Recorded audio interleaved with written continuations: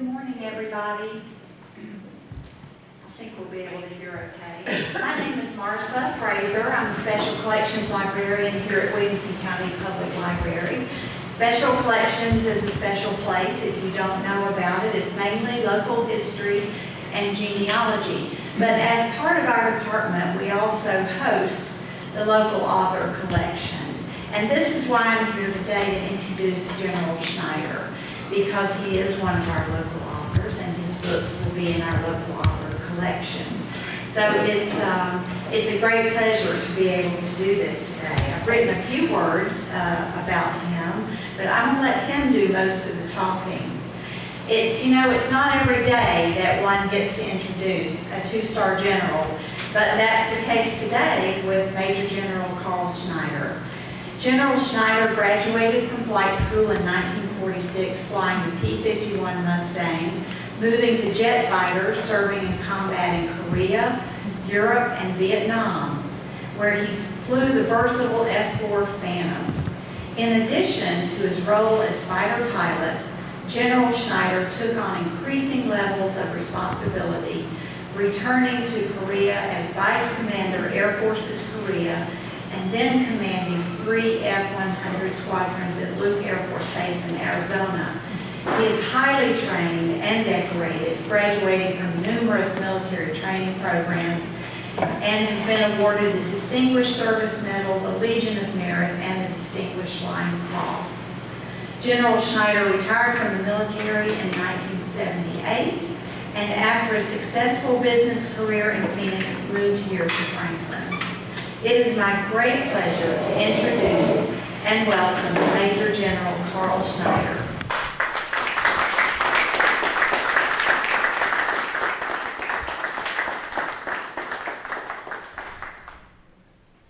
Thank you, Marcia. I always enjoy having some good friends here, so I figure you won't throw too many tomatoes at me. So I'll be talking this morning about two books. The first book is called Little House on the High Plains, and that's about growing up in West Texas during the Depression and the Dust Bowl and home front in World War II. The second book is Jet Pioneer. It's about flying 32 years of jet fighters, and I have it forwarded by Buzz Aldrin, and I've got a photograph of him over here, what he looks like now. And in the book, you'll see what he looked like when he worked for me many years ago. And so I'll just start off here and hit the, was raised on a dryland farm in West Texas, and we had during the Depression, we had a small house, 800 square foot with 6 children and mother and dad, and no running water, and no indoor plumbing, and no bathroom. So for any of the young folks here, they can't imagine growing up like that. That's a pretty severe upbringing. But mother always said, all you kids you're going to do well, you're all going to college, and you're all going to be successful, and we all have. So I'll talk a little bit more about that later. My two grandfathers homesteaded land in West Texas, and my parents grew up right next to each other. And Granddad Schneider came from Germany, from Görlitz, Germany, which is east of Dresden, right on the Polish border. And Granddad Curlin his parents came from Ireland during the potato famine. So they homesteaded land out there in the late 1800s, and a pretty rough time. Granddad Curlin told the story about wrestling a bear. He lived in a dugout until he got married and built a house. So those are tough days out there. This first book, I asked each of my siblings to write what they remembered about growing up during the Depression. We didn't have any money. We didn't go hungry. We had Daddy would butcher a calf and a pig, and we had plenty of chickens, and Mother would raise a big garden. And about the only thing we bought was salt and flour and things we couldn't do on the farm. But you learn a good work ethic. You got up and milked cows at 5 o'clock in the morning, went to school, came back, put on your work clothes and worked till dinner, we called it then. And then you went out and shucked corn in the barn sometimes till bedtime, so 6 days a week.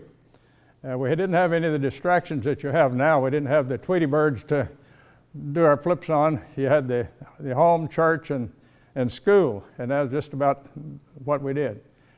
So the last part of my book here on the little house is what we all did. My older sister worked her way through and taught school for 30 years.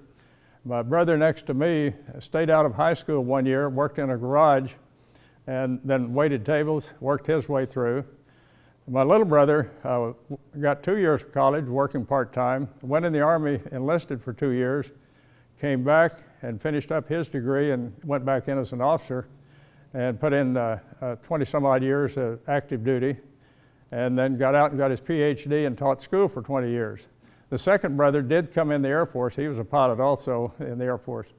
So my middle sister has probably enough for 2 PhDs. She's never got a degree, but she constantly reads, and so she was in worked with newspapers and so forth. And my younger sister got her degree and taught home economics for 30 years. So all of us went on. Folks didn't help us. We had no additional scholarships like you have now, and therefore we had no debts when we got out of school.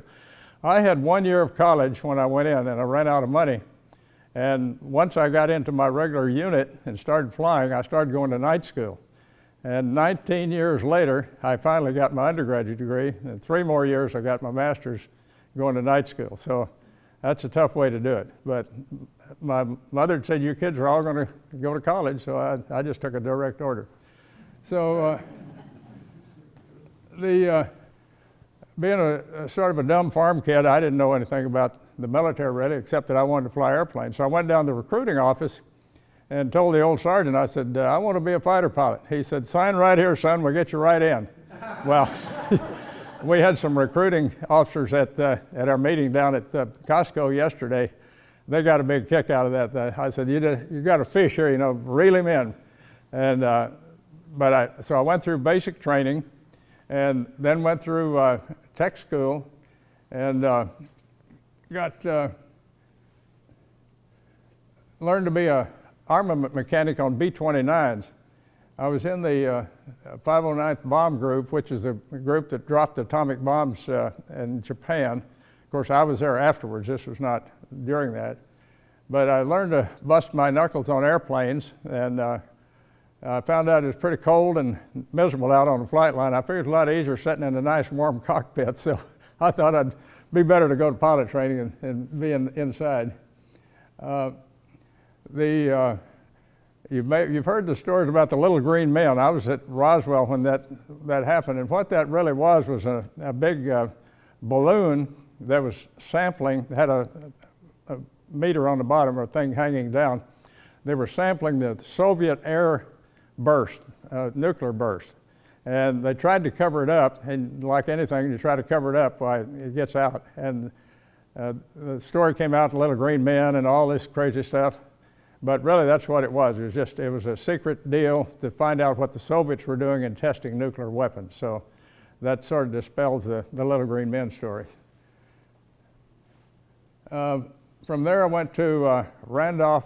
They called it Randolph Field in San Antonio, and we started off in the T6, which is about a 650 horsepower engine. That looked like a B-17 to me as a 19-year-old kid, and flew 220 hours in that. We were the first full cadet class after World War II. They knew we were going to be going into jets, so they wanted to accelerate and see if we could handle faster airplanes. This was the advanced trainer in World War II, and that's what we started with. So we got ours there. Any of you ever been to Randolph Field in San Antonio? That water tower has a several million-gallon water tank in it, but they designed it around this tank, so it makes a beautiful headquarters for Randolph. And that's one of the nicest bases in the Air Force. It's still, I was just down there about a week or two ago, or about a month ago, and it's still like it was when I went through there many, many years ago. But that was a tough program. It was a one-year program. You learned flying, officer training, academic training, and physical training. So you were working just like you did on the farm, 6 days a week, about 12, 14 hours a day. and 60% of the class washed out, so it was a tough program. But if you graduated and you made it, why, you were a pretty good pilot. From there, well, that's one of, you think I didn't enjoy that. That was just pure fun as an aviation cadet. From there I went to Arizona, and again, we flew about, I've forgotten, about 80 hours, I think, or 60 hours in the T6 again to get instrument training.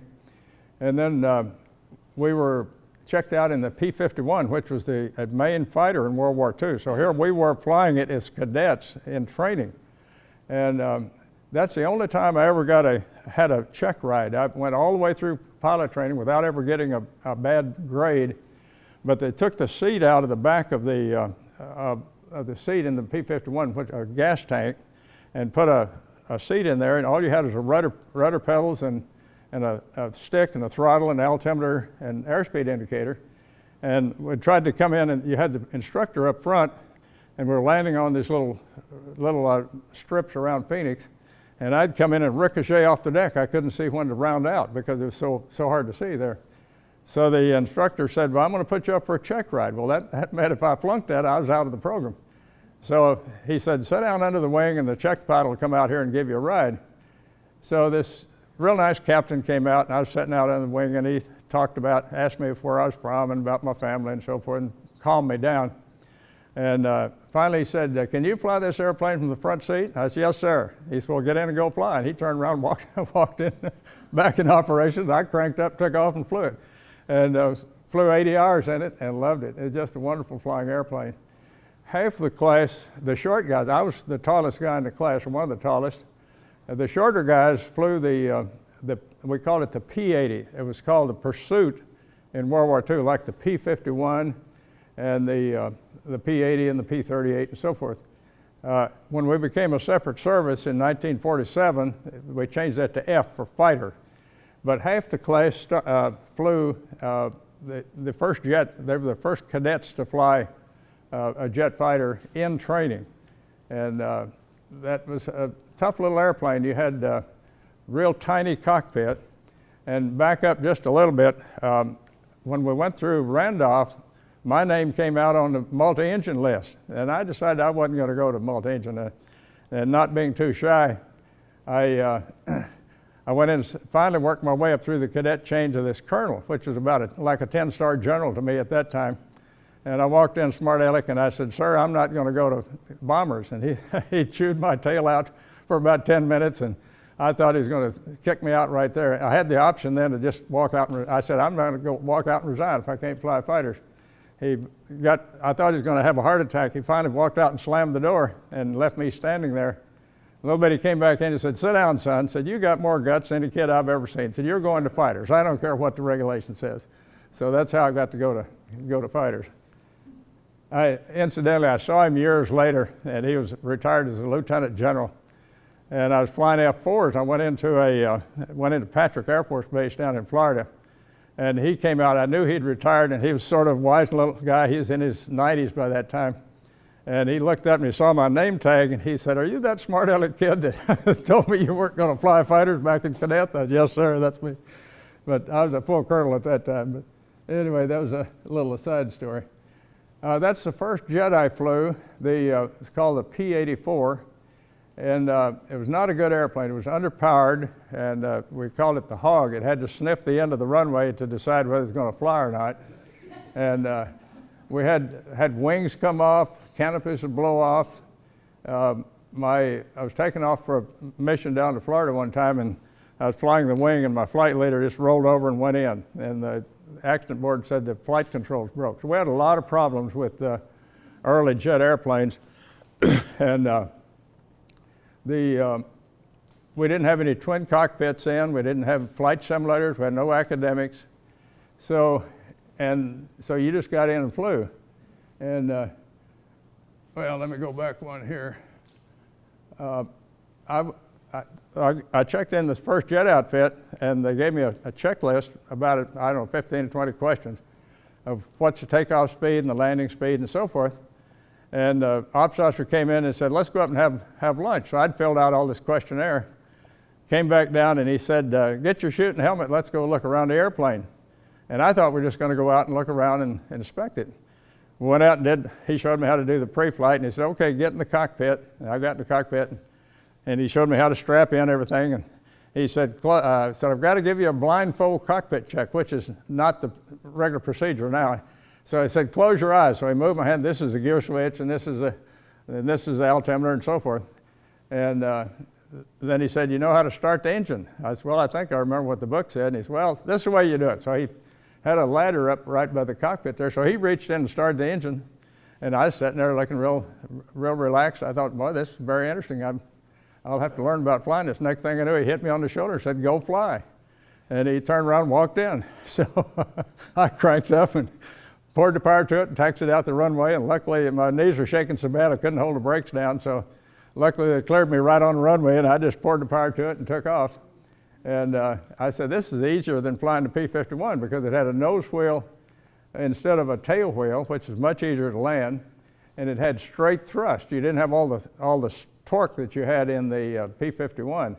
So I got up, did acrobatics, and came in and shot some touch and goes, and walked in ops, and he saw me come in. He said, you survived. In other words, if you didn't kill yourself, you're a good pilot. So that was my first jet checkout. Luckily, we don't do it that way now. My grandson's a captain flying F-15s now, and he's had about 4 years out of the Air Force Academy to be fully combat ready. Of course, I wasn't fully combat ready right away, but before he really got to get out and do stuff like I did in the early days. From there, I went to Okinawa, and we were just flying air defense missions there. We had the Chinese were running speedboats and airplanes over close to Okinawa to listen in on our communications, as they still do. And we'd go out and intercept them, and just got flying time out there. The Okinawa still looked about like it did at the end of World War II. And I'm going to backtrack just a little bit. When we got ready to go over there, about 13 of us second lieutenants reported into San Francisco.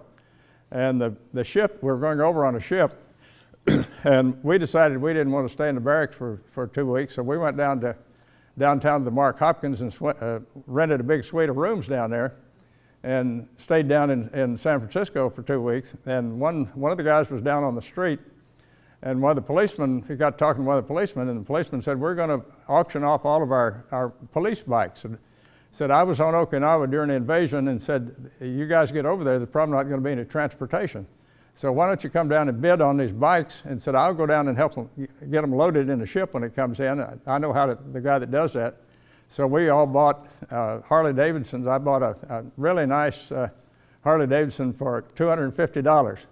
And so 13 of us rode up and down the coast of California for 2 weeks. So I claimed to be the leader of the first motorcycle gang in California. We weren't Hell's Angels or anything, but we just had fun. But most folks had never seen a whole group of bikes, motorcycles all flying together. So we got them on the ship, and then when we got to Okinawa, it was really good we had those because there was no transportation. If you didn't have wheels, you had to walk 2.5 miles around to get to operation. So having a bike there really helped out. From there, when the Korean War started, we moved up to Japan, southern Japan, and flew out of Itazuke. And that's the Kyushu. That's about 100 miles from the tip of Korea. We had 3 fighter groups flying off of a single runway, and the weather was terrible there. We had bad weather, a lot of rain, and we'd been flying with some pretty good, about 3,000 feet and several miles visibility on Okinawa, and then we got up there, it was 200 feet and a half a mile. If any of you have been doing any flying, you know that's pretty tight. You just barely see the runway about the time you're ready to round out. And we'd take off on a heading of 300, about 330 or 300, and come back on a heading of 150. And no radar control, and I've seen shadows just go by level with me. Somebody going north, and I'd be letting down coming back. So amazing. As far as I know, we never had a mid-air collision during the whole time there. And the joke was, if you don't make the runway, pull up and bail out. They just didn't want you to get it back in the traffic pattern, because you'd have one airplane taking off and one landing right behind it. We'd have maybe 3 or 4 airplanes on the runway at one time taking off and landing. So those are tough early days there. When the war started, we flew a lot of missions right down the southern area. That little dark area in the corner is called the Pusan Perimeter. And we almost lost the war there, because the South Koreans were not very well equipped, and the North Koreans came rolling right all the way down, and we just had that little dark area down in the corner. And we'd take off from Japan. We'd fly up and hit the target with bombs and rockets and shoot up the bad guys. And then we had one base right in the center there called Taegu. So we go in and land, rearm, and refuel, and go up, hit another mission. And they just had them lined up all the way around there, and they're just about to break through. And we'd go back in and refuel, rearm, hit them a third time. And then we'd fly back to Japan, because we didn't have enough fuel or enough parking space there. And I remember my first combat mission, I was shooting up a whole bunch of North Korean tanks and trucks coming down the highway. And it was just about sundown, and I was going down through this valley shooting up rockets and guns at these guys. And it just looked like a solid wall of bullets I had to go through. And my first thought was that I got to fly 99 more of these, because we had to fly 100 combat missions. And so we lost 22 out of the 32 guys that started out. So it was a tough war. And when I came back, a lot of folks said that it was a useless war. But I've been back over to Korea a lot now. 90 or 50 million South Koreans are living in freedom for what we and the Allies and the Koreans did during the war, and what we've maintained since then. So it was well worth the war. So I just like to bring that out, because you never know what's going to happen 10, 20, 30, 40 years down the road in these situations. I used to shoot up a lot of trains. They had ammo trains coming down. One morning I took off just at sunrise, and I found this, they'd put the trains in tunnels, and they'd camouflage the engine and the back part of the train that they couldn't get all the way in the tunnel. And I had a flight of 4 one morning just at sunrise, and I saw steam coming up through this straw, and so I rolled in and fired rockets into the engine and blew it up. And then my flight, we went around and blew up shot up the last car, and then all of a sudden the whole side of the mountain blew up. It was an ammo train. It absolutely. In fact, I flew another mission that afternoon, and the clouds were still up to 30,000 feet. It looked just like an atomic bomb. So we saved a lot of guys from getting shot at, our troops from getting shot at, because we shot up the ammo there. I got in 12 pretty good dogfights with the MiGs, and got a couple, but they both went into the clouds, and I didn't see them hit, and my gun camera film didn't come out, so I didn't get credit for them. But it was a lot of fun. You get in there, and it's called a furball. You got airplanes going in every different direction, and this plane just all over the place, and then all of a sudden the sky's clear. There's not a soul in there, and you're all by yourself. So you just put the power and get at altitude and go home. But it's sort of funny that people think that air combat is just a constant battle, but it happens real fast. And we were outclassed, so when the MiGs would come over the Yalu, they'd climb up to about 40,000 feet, and of course we couldn't get that high, and so we'd wait, and you just keep looking for them, but next thing you know, here's a bunch of cannonballs going right in front of your nose. So I'd just pull the power and pop the speed brakes and turn into them real tight, and if they tried to slow down, they'd start stalling out, but a lot of times they'd go under you, and then you could reverse real fast and get some good shots on them. So I wanted to fly another 100 combat missions. You know, when you're young and stupid and invulnerable, why you think you can do anything. And I wanted to fly another 100 F-86s. We were just getting F-86s. But I got shot up on practically every mission. I'd have holes in the airplane, never got hit in the body, but they wouldn't let me do it. They said, no, you go back and train somebody else. So I came back and trained a lot of guys that did go back and shoot up quite a few MiGs. And one interesting thing we had at night, we had a little bitty Soviet bi-wing airplane that would come over the base right on the deck. and drop one bomb, a little bomb, just enough to put a hole in the runway, and it had to be fixed before we could fly the next morning. So we'd get up about 4:30 in the morning and take off so we'd be on the target at sunrise. And this one morning, it was a cold, miserable winter, and I'd been flying the airplane. My buddy had a different airplane. They didn't right next to him, and I said, "Why don't we swap airplanes?" I flew that one yesterday, and he'd flown the one I had. So we didn't tell anybody. The flight leader had already cranked up and started out, so we just swapped airplanes. And I was going to be number 4, and now by swapping airplanes, I ended up as number 3. So there was a truck out on the runway to get this bomb crater taken care of, and so the briefing was take off on the left side of the runway. So you line up in what's called echelon, leader and then number 2 and then number 3 and number 4. So the leader took off down the left side, and the number 2 man slides over and takes down the left side. So now I'm number 3, so I go down the left side, and I passed this truck, and I said, "Man, I have about that much space between a wingtip and hitting this truck." And I was just turning out of traffic, the sun was just coming up, and I looked back, and it looked like an atomic bomb went off on the runway. My buddy went right into that truck, and the whole thing exploded, and it just was a terrible situation. And if anything humorous can come out of a very tragic situation, we had a young airman that was always seeing ghosts. That's all he talked about. He could see ghosts all the time. And so here the story was, we took off, went on our mission, and came back 2.5 hours later after hitting the targets up in North Korea. And I walked in operations, and he saw me, and here the word was that was me in the airplane, and he thought I'd died, and he saw me, and he took off out of the tent, and we couldn't find him for 3 days. He was absolutely convinced he'd seen a ghost. So anyway, that was a little humor out of a very, very terrible situation. We landed we moved up to Kimpo after the Incheon invasion. I landed the first jet at Kimpo after we moved up there. And we had, that was quite a brilliant move that really cut off the North Koreans, and they started streaming north, and it was a pretty easy battle until the Chinese came in later on in the war there.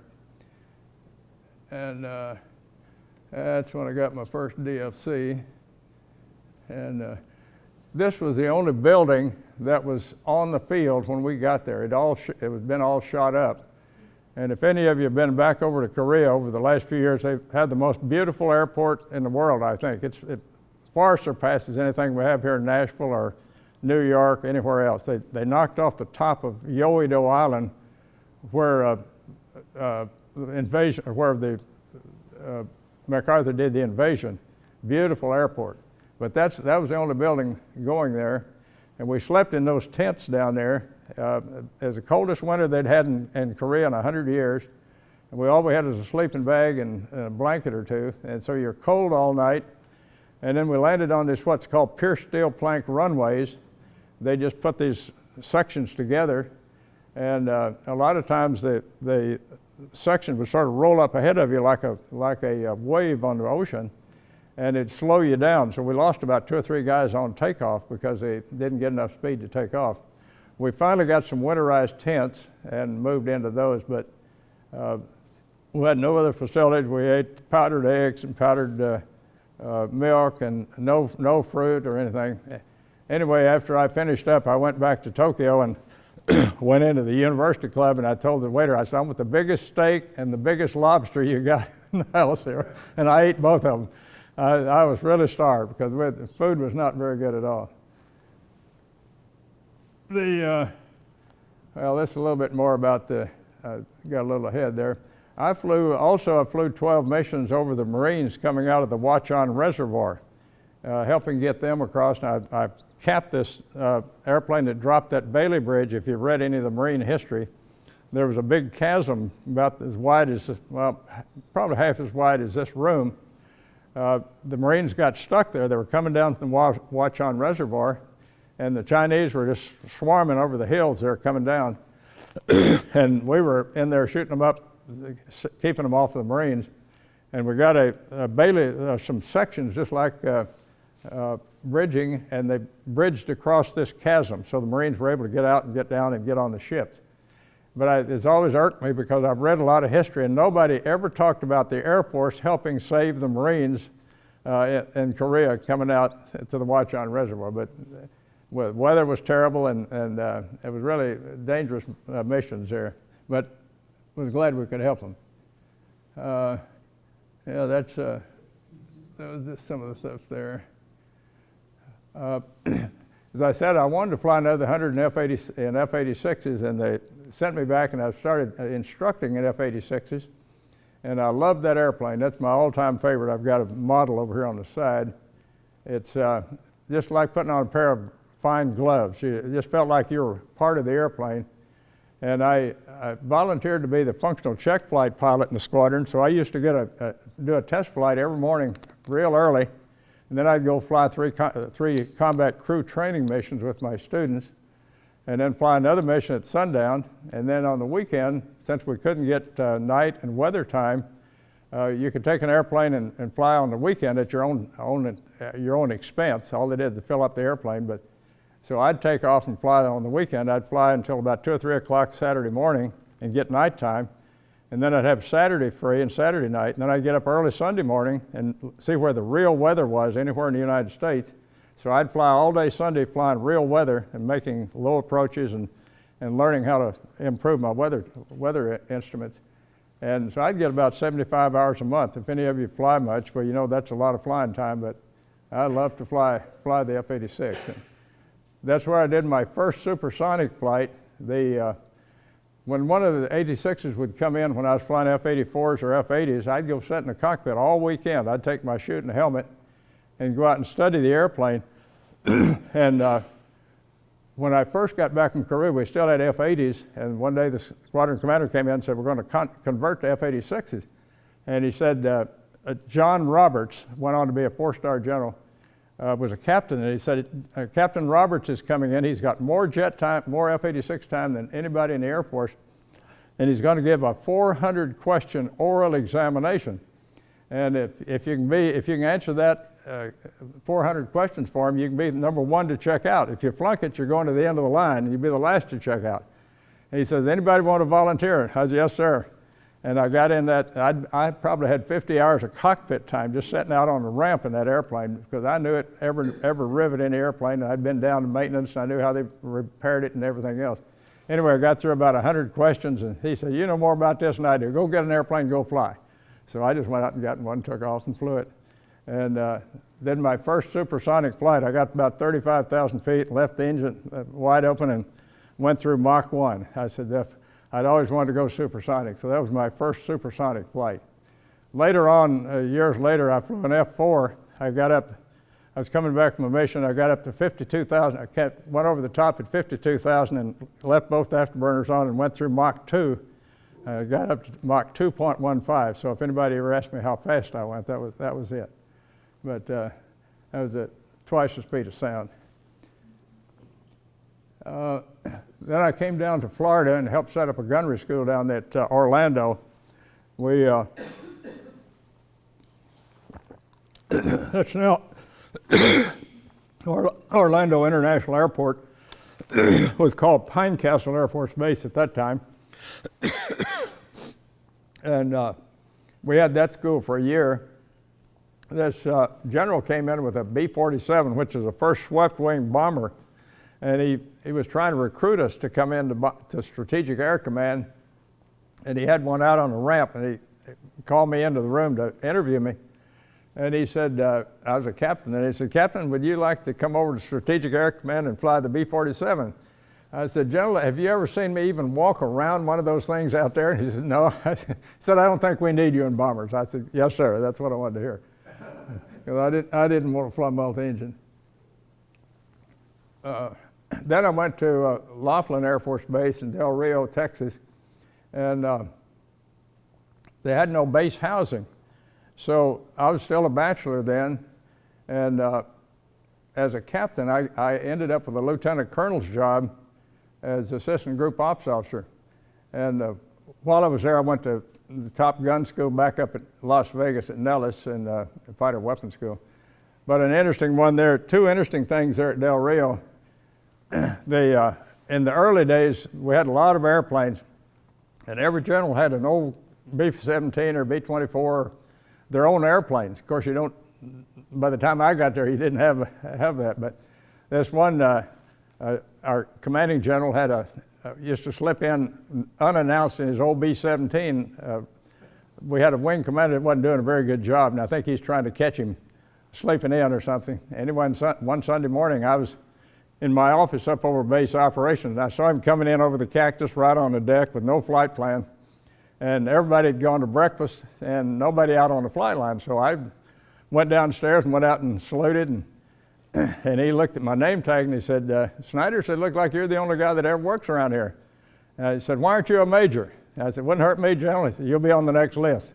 So I made major 4 years ahead of my classmate. He just put me on the list, so it didn't hurt my career. So it worked out pretty well.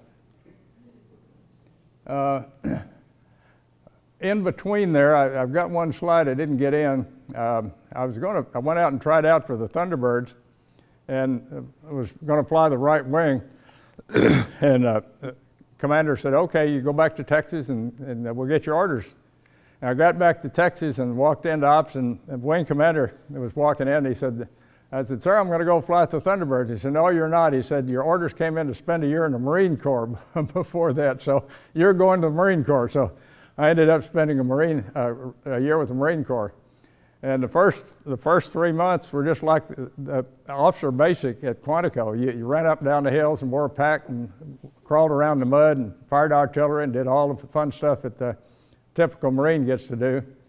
And then the second 3 months was air-ground operations, how the Marine Corps coordinates air-to-ground operations compared to the Air Force. And the last 3 months was learning amphibious operations like they did in the Pacific in World War II. So we learned how to load boats and do what the Marines do. And one of the funny ones there, General LeMay was the Chief of Staff of the Air Force at that time, and we had all these four-star generals and congressmen and so forth to come in and speak to us. And when General LeMay came in, he's had such a reputation, everybody thought he breathed fire out of both nostrils. And he's the most mild-mannered guy you've ever seen. But after his speech, then they always invited, there were 3 of us Air Force officers there, so they invited us up to the club for a lunch. And they had a receiving line, and the Marine 3-star was introducing everybody going through the line right next to General LeMay, who was a 4-star. And the Marine 3-star introduced me, and General LeMay rolled his cigar and he said, what are you teaching my boys here? Well, we weren't one of his boys, but we were Air Force. And the Marine general said, well, we're teaching them to load boats. And we're doing amphibious plane. General LeMay rolled his cigar and said, I guess those boats are okay if you like to go fishing. And that wasn't a very nice thing, but anyway, that was it. Anyway, then from there, I went back out to Las Vegas and got checked out in the F-100 and went to Europe. And Buzz Aldrin and I were both instructors in F-86s at Nellis. And when I got over to Germany, he was my A-flight commander. I was ops officer. I had 4 flights under me, and Buzz was my A-flight commander. And we used to go down to Africa for gunnery in the winter. The weather would be bad in Germany, so we'd go down to Africa and shoot gunnery when good weather. And we decided we'd explore everything. Have the weekends free. We'd be flying 5 days a week. So we decided we'd explore all the Roman ruins along the southern Mediterranean. And so we got the Coast and Geodetic Survey guys and got maps of Leptis Magna and Sabratha, all those submerged Roman ruins. So we'd rent an old car in Tripoli, and we started up at the border, Tunisian border, and we were working our way down to Egypt. And we'd go out and shoot. We'd take our spear guns, we'd ice down a chest of ice, and the old cook would fix us some fried chicken and something to eat, and we'd take our sleeping bags and we'd sleep out on the beach at night on Friday and Saturday nights. And we heard that the Russians were putting up going to put up a space object, so we were lying out on the beach, and I looked up and here came Sputnik over. And Buzz was laying right over next to me there, and I said, Buzz, someday we're going to put guys out in space. And I said, you ought to be one of them. I said, you're a smart guy, you're a West Point graduate, you're a great pilot. And I said, you need to go to test pilot school. At that, it turned out the first group of astronauts all had to be test pilot graduates. Well, anyway, Buzz said, no, he'd really rather, we talked about it then. He lived next door to me, so our kids played together all the time, and he worked for me, so we did a lot of discussion. So he said, I'd rather go to MIT and get my doctorate in aeronautics. So I wrote him a real strong letter, and several other people did too. And Ed White had been in our squadron. Ed was one of those that got burned up in that capsule fire, as you may remember. Anyway, so we got him into MIT, and he got his degree in astronautics. And he studied rendezvous, and they called him Dr. Rendezvous. In fact, he really did a lot of the original rendezvous for the capsule that went around the moon, or when he and Armstrong landed on the moon. So anyway, when he landed on the moon, I felt like I'd had a little bit to do with that program. But we were the show squadron of Europe, and the old commander now is 98 years old, and I still talk to him on the phone every few days. We had a party down in Dallas a while back, and he closed the bar every night. He's still going strong.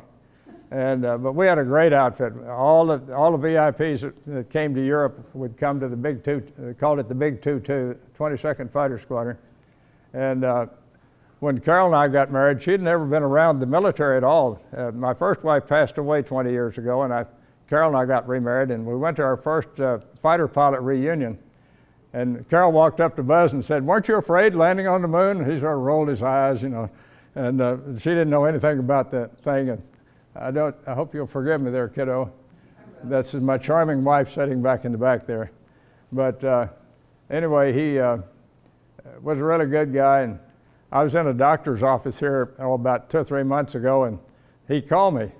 And I was talking to him on the phone in the doctor's office. And I said, "Doc, would you like to talk to the guy that landed on the moon?" He said, "Yeah." Boy, he talked to him. And I went a few weeks later, went in and said, "Man, that made my day. Got to talk to Buzz Aldrin." But I've got a photograph he's on the back of the Wall Street Journal this morning, a full-page ad. That's what he looks like now. It's not quite like what he looked like when he worked for me.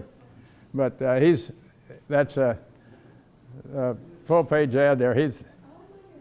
He had an Omega watch when he landed on the moon, so Omega's really making a big deal out of advertising it, their Omega watches there. But Buzz's big focus now is to go to Mars. He doesn't think we need to go to the moon. He said, we were there 50 years ago. We don't need to do that. But unfortunately, I think some of the NASA folks or the powers to be want to put a permanent station on the moon and then go to Mars. But he really, all he talks about is going to Mars. And so that's his big focus right now. You know, he's got the big celebration in July about the 50th anniversary. Just another shot in the cockpit there. I had another slide there. When I came back from Germany, I asked personnel what kind of assignments they had. They said, "Well, if you go back now, we've got an excess of pilots. You may end up on the DEW line as a commander of a unit way up on Alaska or Newfoundland somewhere." I said, "Well, that doesn't sound too good." I said, "What else do you have?" And they said, "Well, why don't you go to school for a year?" So I went to the University of Texas for a year and studied industrial management. And it was a great operation. And I pledged a fraternity while I was down there. My brother and 2 brothers-in-law were members of Delta Sigma Pi. And we had 6 guys in the business school there that had all worked for me. And they thought it'd be fun to have me pledge. So here I'm 30-some-odd years old, and they wanted me to be a pledge. So I thought, okay, I can do that. So I ended up as the pledge president. And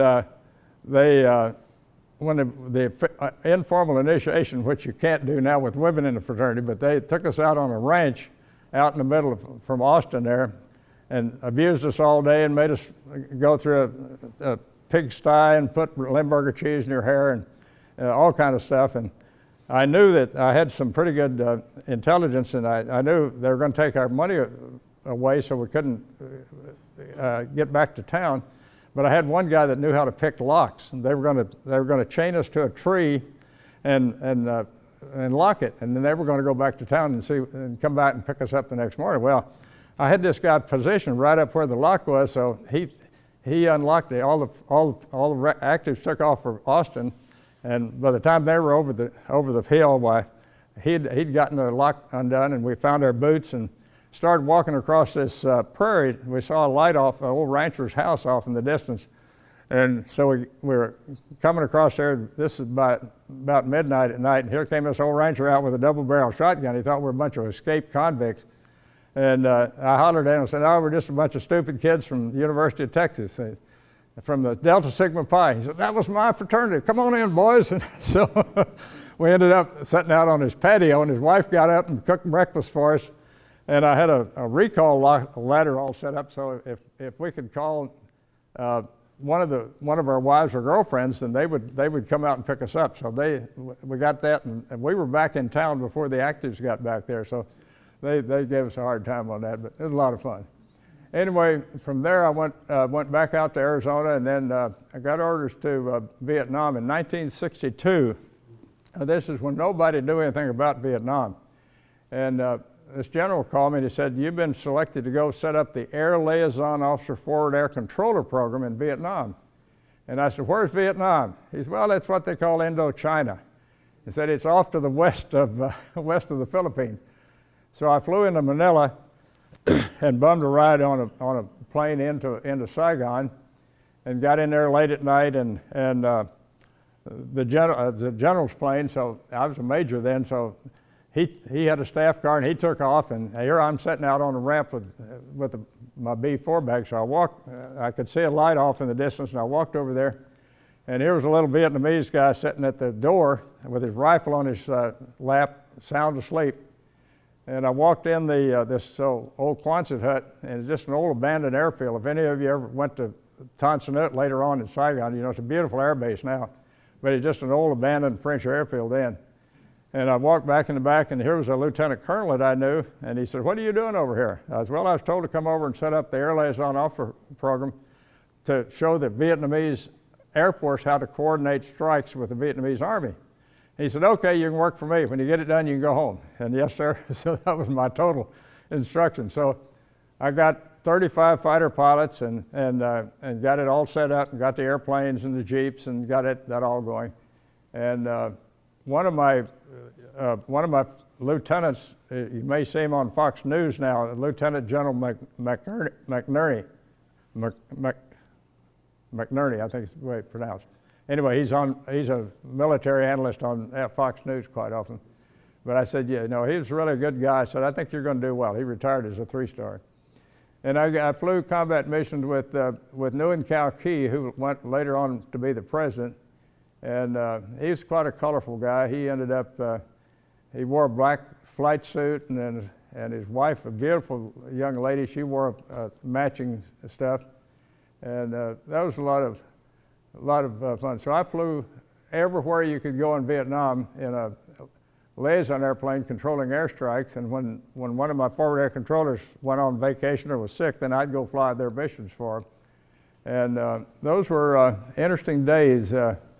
We had had less than 50 Air Force guys there. So being a major field grade officer, I was sort of a VIP. So I got invited to all these fancy dinners and so forth in Saigon. So I'd go out on the field. I went out with the Vietnamese Army, and I had a little bitty little apartment, or a little one-room apartment in Saigon, and I had a maid that would come in when I was coming into town. So I'd come in, and here'd be an engraved invitation to have a dinner with Madame New and the president. And so here I'm pulling stuff off my legs, hadn't shaved or hadn't bathed for a week or so, and get all cleaned up, put on my mess dress, my fancy uniform, to be sitting in a place, violin playing, having steak and champagne. And boy, it was quite a surreal war to go from combat during the week and then come back into Saigon on the weekend. But met some really interesting people there, and it was quite an interesting deal. Secretary McNamara and General LeMay came over there on a trip one time, and my boss, I was flying up in the highlands with the Vietnamese Air Force, and he said, "I want you to come down and brief General LeMay and Secretary McNamara." He said, "You know more about what's going on over here than anybody else." So I came down and we didn't have any supplies, so I went down in downtown Saigon and found a flip chart and got some magic marker and made up a briefing. And I got through, McNamara said, Major, he said, that's a good briefing. He said, what do you think we ought to do over here? And I said, Mr. Secretary, if you want to win this war, we ought to bomb those targets around Hanoi and close Haiphong Harbor and get out of here. I said, we can win the thing in 2 or 3 months. And he jumped up and headed out the door, and General May was right behind him. And well, I guess I it gave me a big thumbs up, and I was promoted on the next list. So that didn't hurt my career, but it really disturbed me because we could have won that war easily in 3 months, doing just what we did 10 years later. Hit those targets around the north, their strategic targets, cut the Russians from bringing all their ammunition and stuff into Haiphong Harbor, and 50,000 troops would still be living. So it always irritates me that we didn't do that. I have no respect for either Lyndon Johnson or McNamara, as you can see.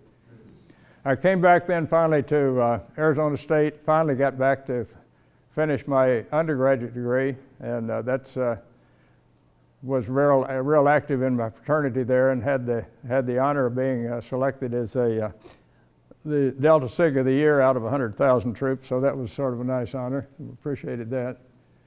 And from there I went back over to Luke Air Force Base and ran the Top Gun Squadron. And one of the interesting things there was flying F-100s.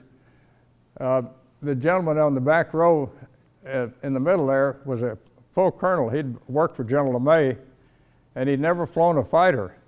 And he showed up in my office one day, and I was a lieutenant colonel now, and he said, General LeMay told me to come over here and learn how to fly fighters. I'm going to take over a fighter wing down in Florida. And I said, well, Colonel, you came to the best fighter squadron in the Air Force. I'll personally check you out. So I got him checked out and soloed him, and then I led each mission of all the training that he did. And he went on to be Chief of Staff of the Air Force and finally Chairman of the Joint Chiefs.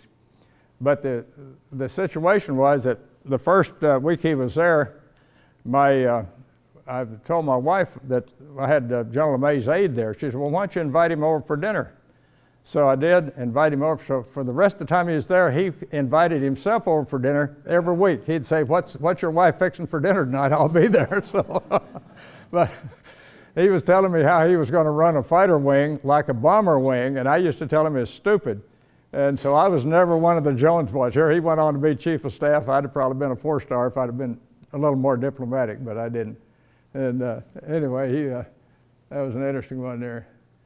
From there I went to the 1st Infantry Division up at Fort Riley, and the Air Force has what's Tactical Air Control Parties, which is what we had in Vietnam. That coordinates the air with the Army. So I went up there and got checked out, and then I'd go get an F-100 for the National Guard and come up and simulate missions. And then I'd have one of my forward air controllers go down and fly, and then I'd control their missions, teaching the Army how to coordinate. And they got orders to go to Vietnam, and the division commander said, Carl said, I know you've already been to Vietnam for a year, but we'd like for you to go back with us. And I said, boy, General, I'd like to go back with a fighter squadron. So anyway, he said, well, go talk to your Air Force boss. So I went down to Texas and talked to the general that was monitoring all of us that were out with the Army, Navy, Air Force, and the Army, Navy, and Marines. And he said, I don't have a replacement for you.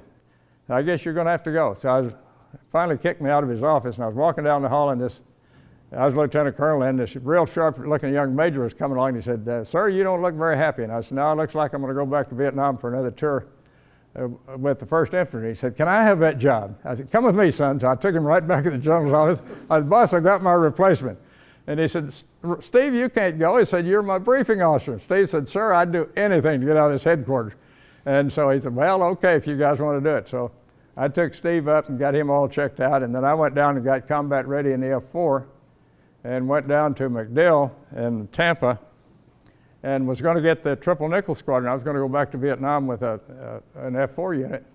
And at the last minute, I got orders to convert a wing from TAC fighter to combat crew training in 6 weeks.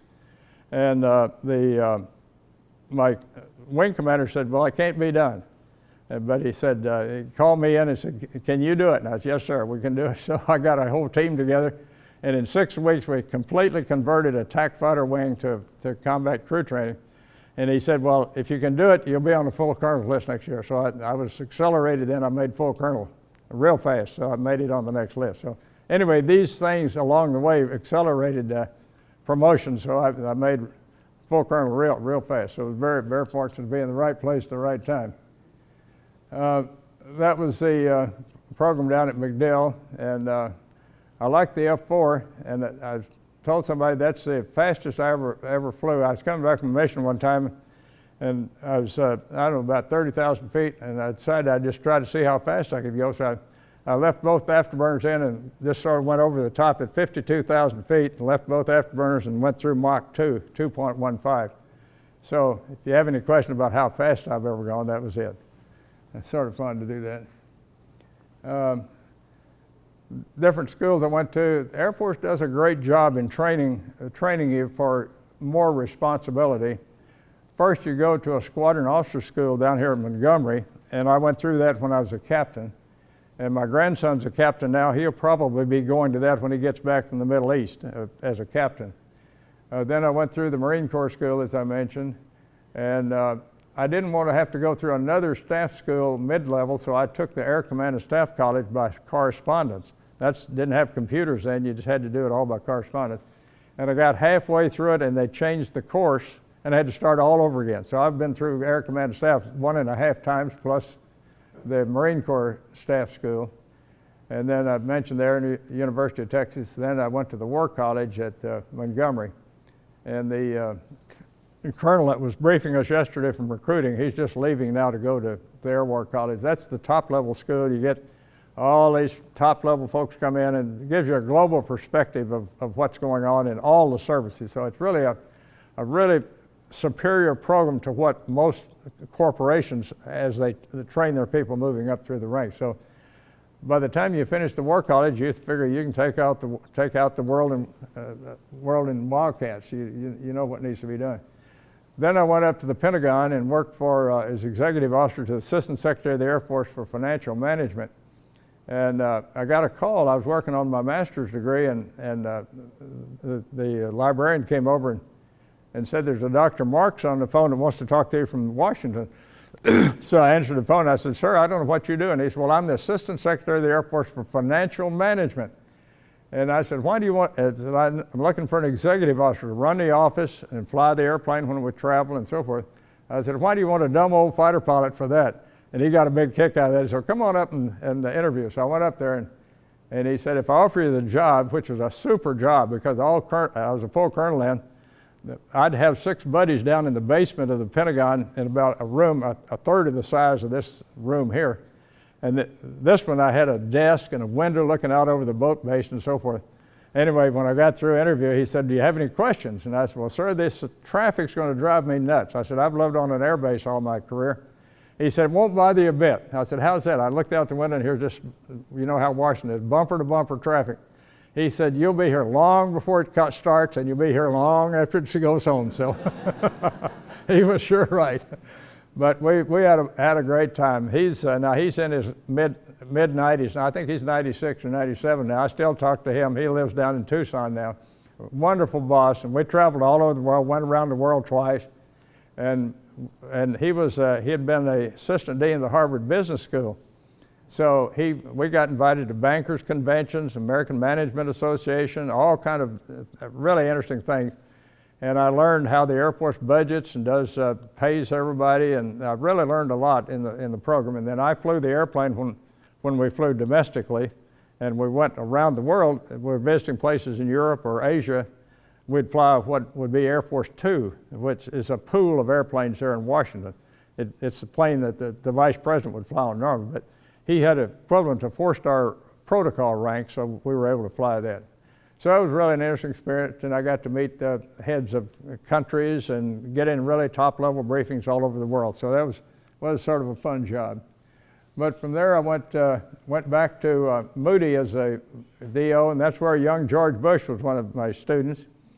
He flew the T-38 and the T-37, and his mother and dad came down a couple of times while he was in training, so I got to meet them, have dinner with them, and then his dad was the graduation speaker when he graduated.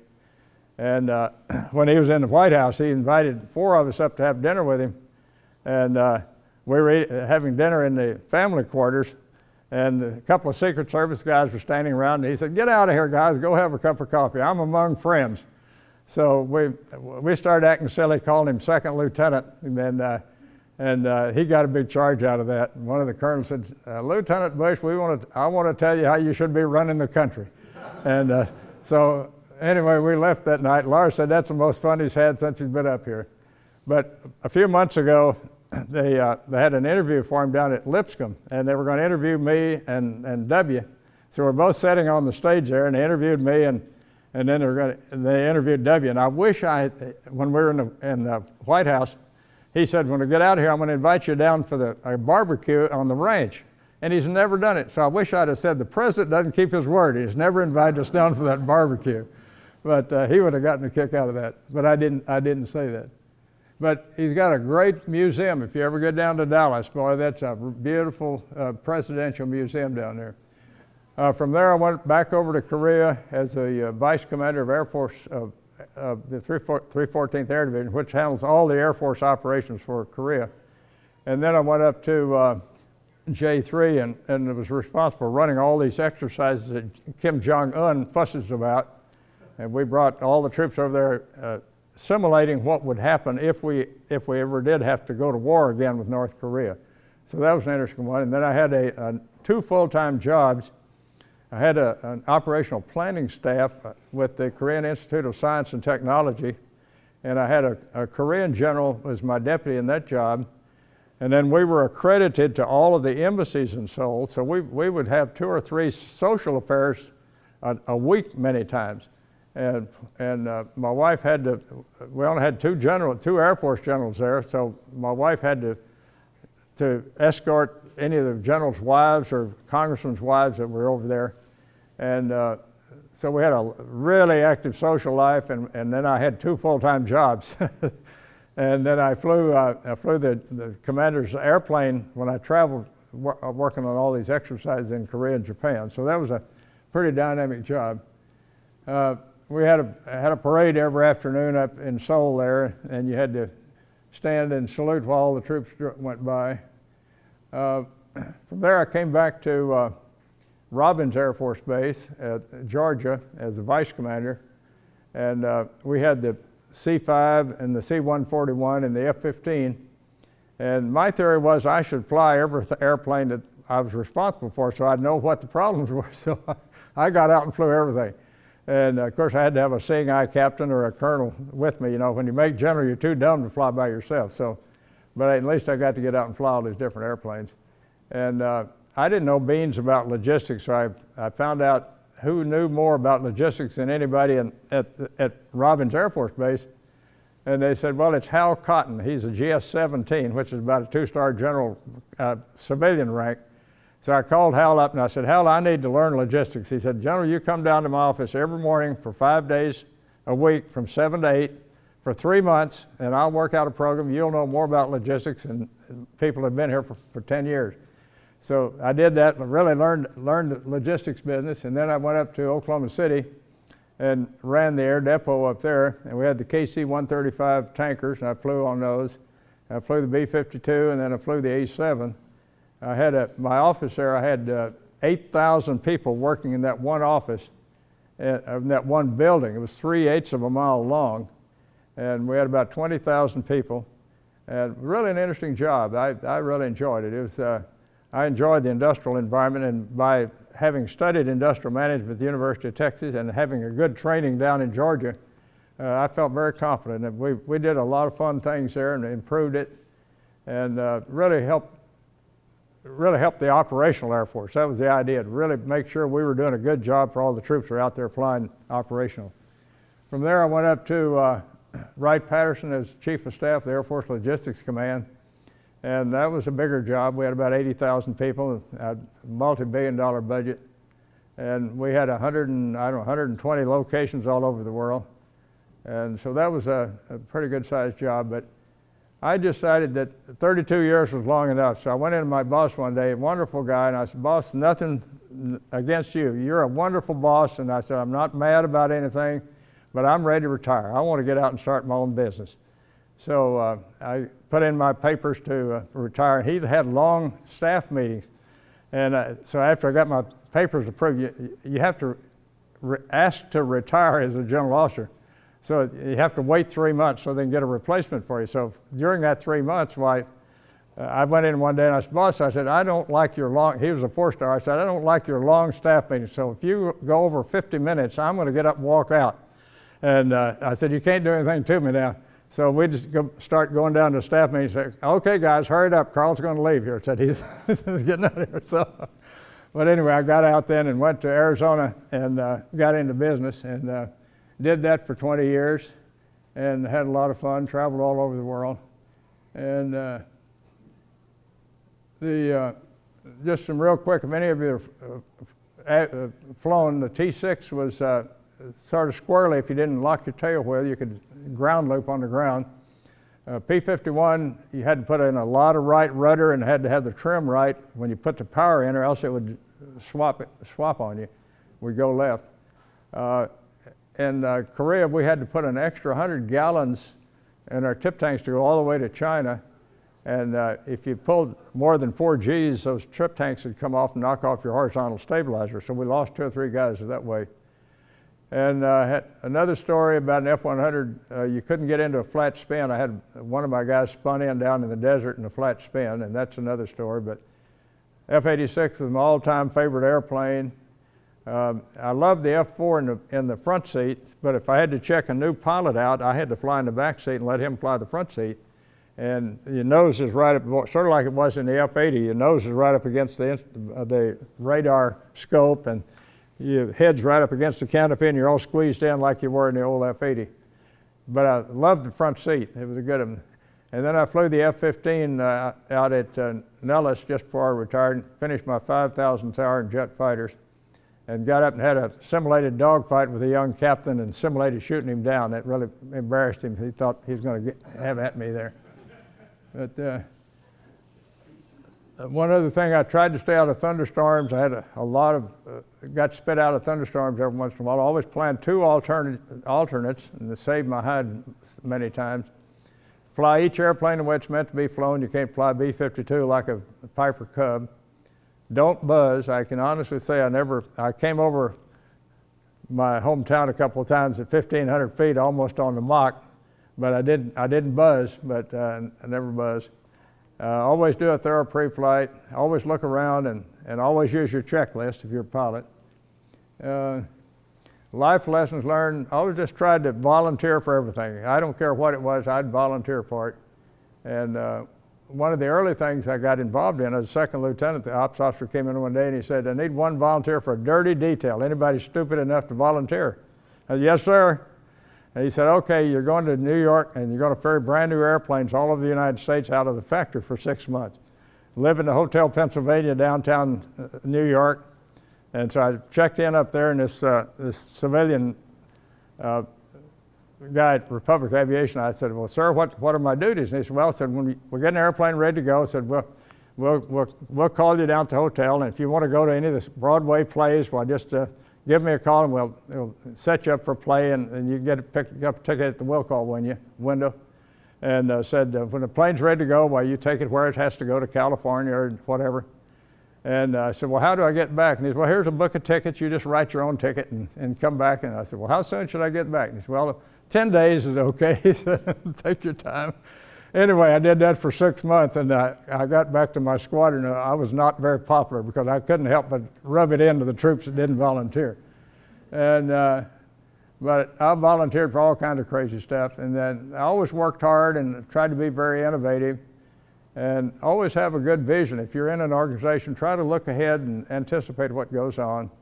Use good old common sense. And I was never big on following the regulation on the ground. In the air, I followed the regulation right to the last detail because you can get killed in a hurry in a jet fighter.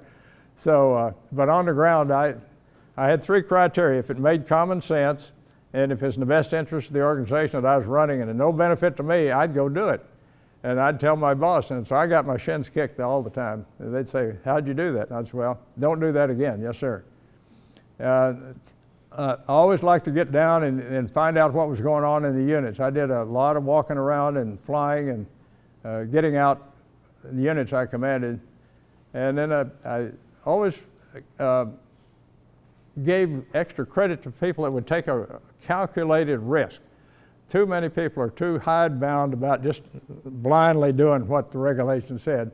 And so I always liked people that took a little bit of risk, calculated, not crazy, but just good calculated risk. And I always rewarded them. And if you're in an organization, and when I got into business, I always tried to pick my people real carefully and then give them responsibility to do their job. And I counsel a lot of young veterans now. That's what I do now, is work with young vets, and I tell them to really develop their talents and balance your goals. Don't spend too much time on the job, and nobody's ever said on their deathbed, I wish I'd spent more time in the office. Work smart, work hard, and enjoy life. It has an expiration date. And that's a little photoshopping there on my book. And then this is one really photoshopping here.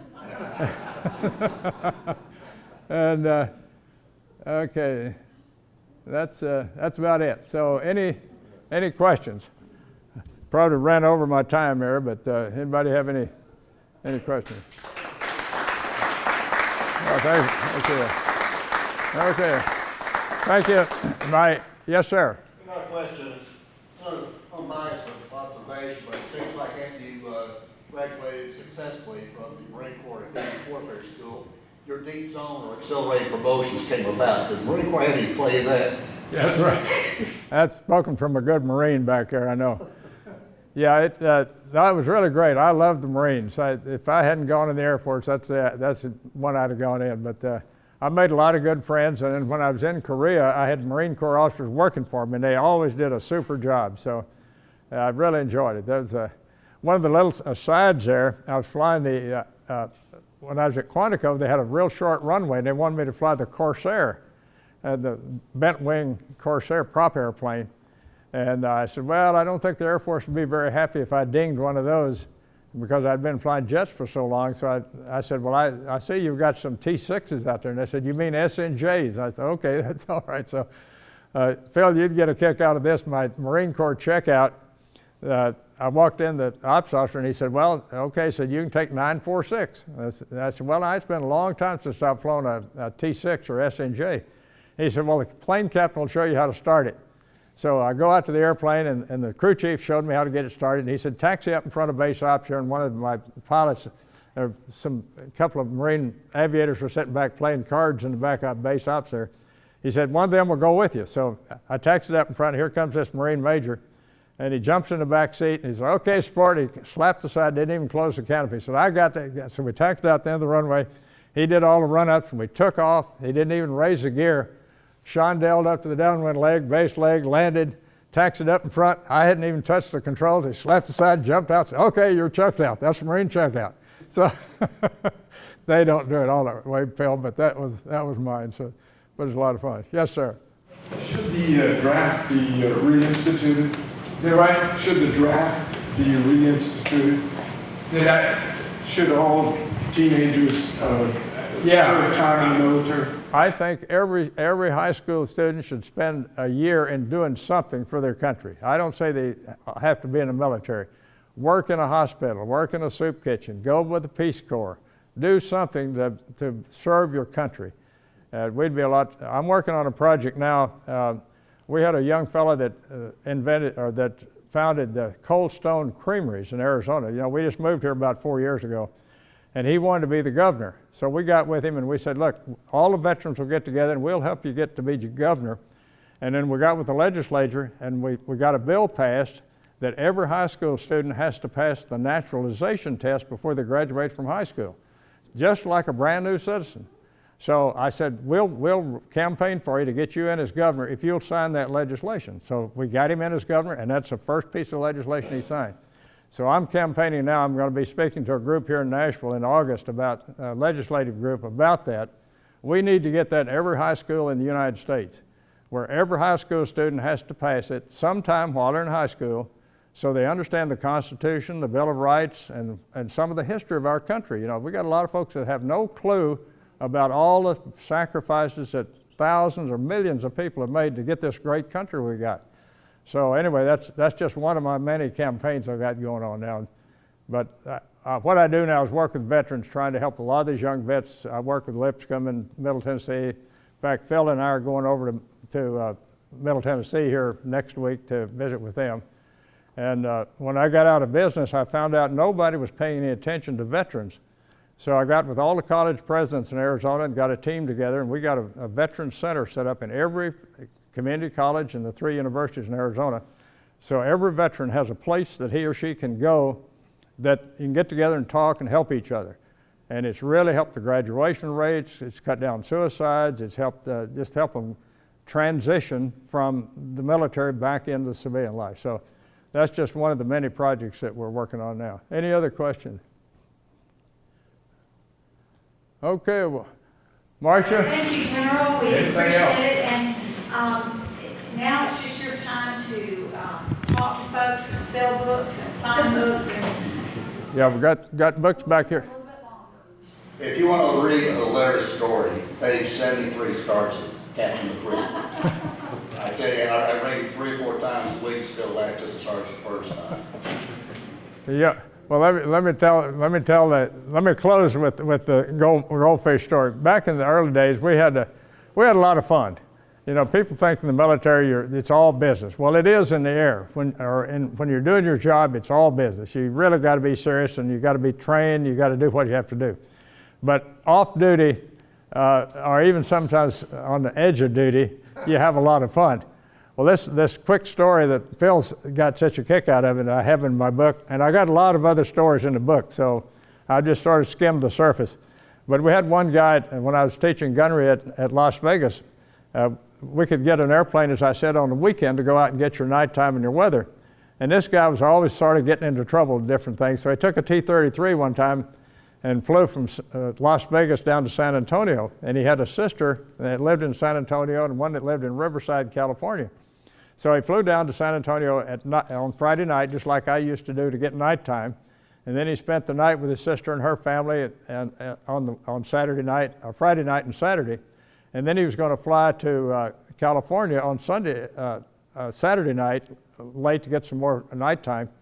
And the sister in San Antonio had a huge fishbowl. And she said, "Max, I noticed you've got an empty back seat here." I didn't want to ship this fishbowl to my sister out there, but you got an empty back seat. Could you put it in the back seat and strap it down and take it to the sister in California since you're going there anyway? I said, "Sure, I can do that, sis." So he puts it in there, and so he takes off at night, and he's coming across El Paso, and he planned to land at Tucson, and he saw he's getting short on fuel because it had a real strong headwind. So he decided, any normal pilot now would have called in, got a clearance, and let down and made a normal landing. But this was now they had B-36s as Strategic Air Command Base, super security. So here's this character. Instead of letting down and coming in and doing like a normal person would, he just turned all of his lights off and split ass down over the tower. So here comes this screaming airplane out of the sky at night, and SAC is all worried about having Soviets, coming in and hitting them or having somebody.